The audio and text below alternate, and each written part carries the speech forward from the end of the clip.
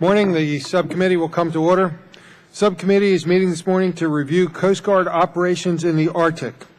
As we all know, the ice caps are shrinking in the Arctic, effectively creating new coastline and navigable waters where the Coast Guard will be required to operate.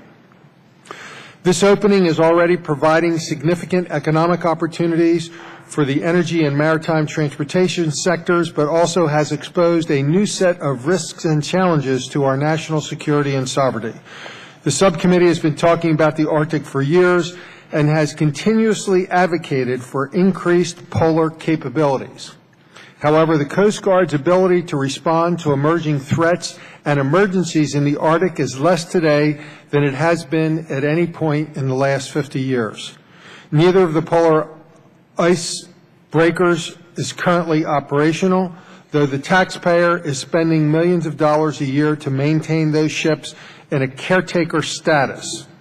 It's time that we stop wasting money on old, ineffective assets and focus instead on acquiring assets that will provide the capabilities we need to continue to increase our foothold in the Arctic. What we really need is to have an honest national conversation about what we want our involvement in the Arctic to be and what we need to do to maintain that presence. We will continue to ask for, beg for, plead for, wait for a coherent Arctic vision from the administration and a subsequent resource proposal, because having a vision and having a proposal without the resources is not going to go very far.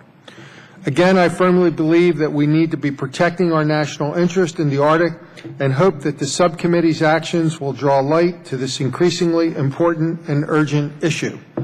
I'd like to thank Admiral Papp and Mr. Treadwell for being here today.